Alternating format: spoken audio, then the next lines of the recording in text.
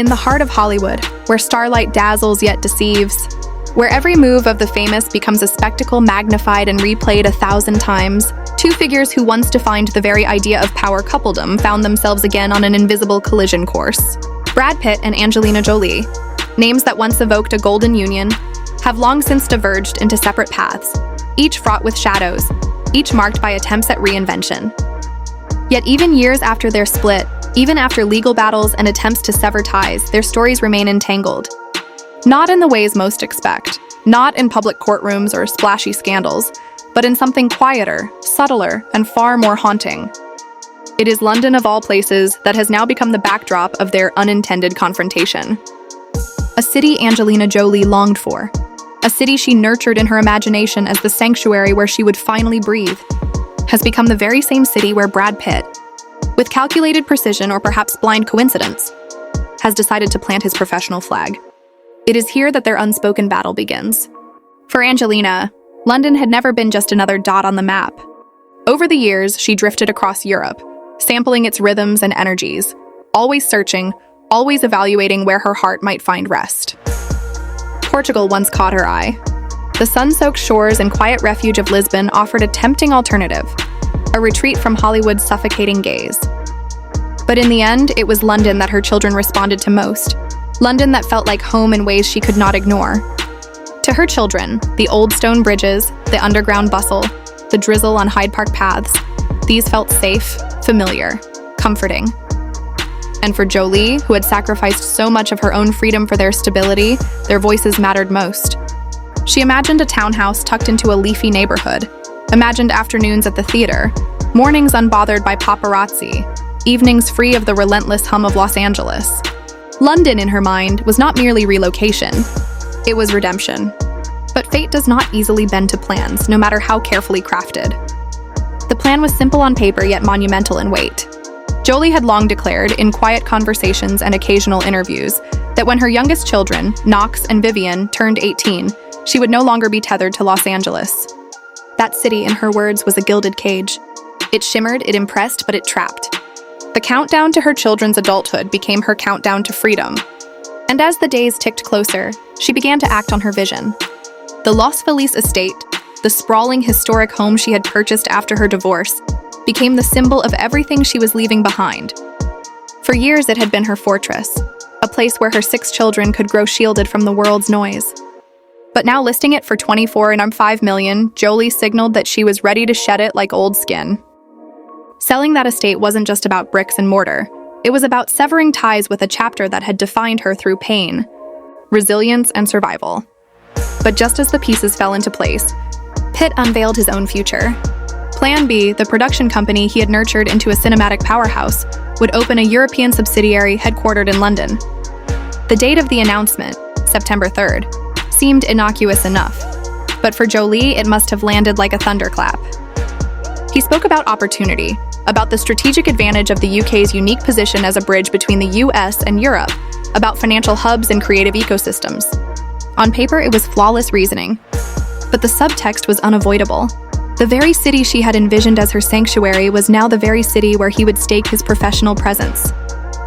The public, ravenous for subtext, wasted no time in speculating. Was this deliberate? Had Pitt chosen London knowing it was Jolie's intended refuge? Was it coincidence? Or was it some quiet act of reclaiming, a subtle way of reminding her that their paths would never fully separate? No one could answer definitively, and perhaps Pitt himself might dismiss the theory with a laugh. But perception, once formed, is hard to dissolve, and the optics were enough to create an unspoken tension that rippled through every mention of their names. For Jolie, the emotional impact was profound. For years, she had envisioned London as untarnished ground, a city that would belong to her alone, free from the shadows of Hollywood and the baggage of her past. She pictured herself walking along the Thames at dusk, the city lights flickering across the water, a sense of peace finally within her grasp. But now, every image of London was disrupted by the ghost of Pitt's presence.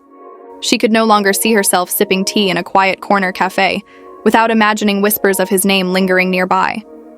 Every theater, every gallery, every street corner risked becoming another reminder. Freedom that once glowed brightly now flickered unsteadily, dimmed by his shadow. The cruel irony was impossible to ignore. For so long, Jolie had been bound to Los Angeles because of the children. It was their needs, their routines, and the legal restrictions around custody that kept her tethered to the city she despised. She had endured it with patience, waiting for the moment when her youngest would come of age and the invisible chains would fall away. And just when she reached the precipice of that long-awaited freedom, Pitt appeared again, not in Los Angeles, where she had tolerated his presence, but in London, the one place she thought she could be free of him. It was as though fate were laughing, reminding her that freedom is never absolute. The human heart, even one as resilient as Jolie's, cannot easily endure such contradictions. She yearned for separation, yet found herself entangled again, not by choice but by circumstance. The city she hoped would represent rebirth now carried the weight of memory. Could she ever walk its streets without wondering if he had walked them too?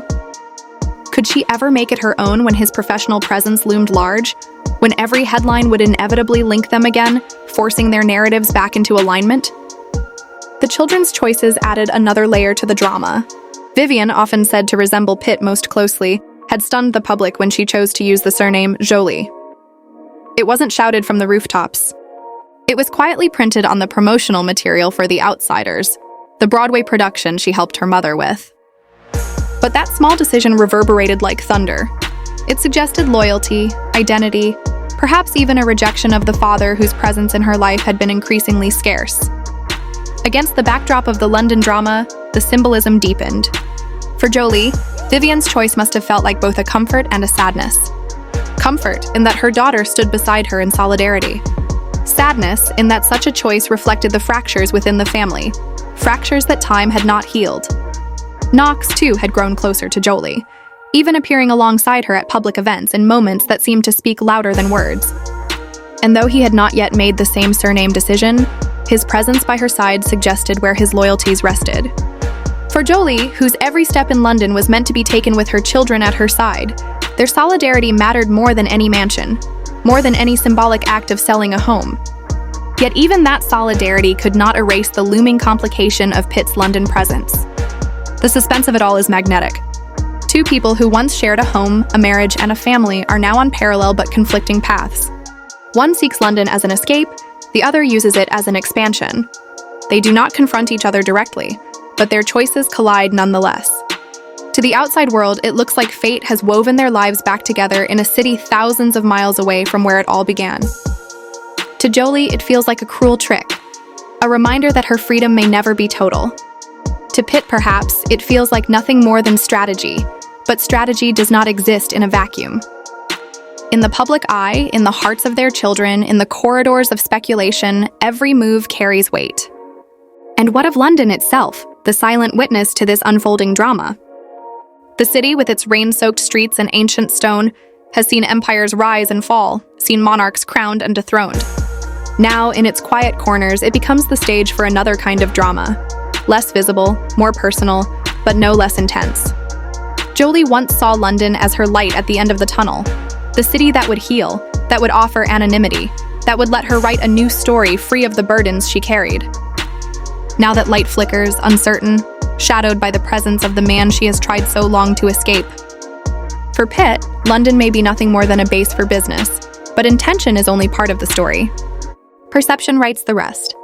And in perception, London is no longer hers alone. What will come of this silent collision is a question that lingers like smoke. Will Jolie still claim London, forcing herself to see it not as a shared stage but as her own chosen ground? Or will she turn away, broken by the intrusion, searching once more across Europe for a city untouched by Pitt's shadow? Will Pitt remain oblivious to the emotional weight his decision carries? Or will he, in some quiet moment, recognize that his expansion has transformed into an unexpected invasion? The world waits, watching, speculating, assigning meaning to every detail. Because this is not just about two celebrities, it is about something profoundly human. It is about the struggle to move forward when the past refuses to let go.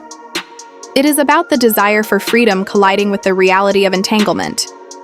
It is about plans years in the making, undone in an instant by forces outside our control.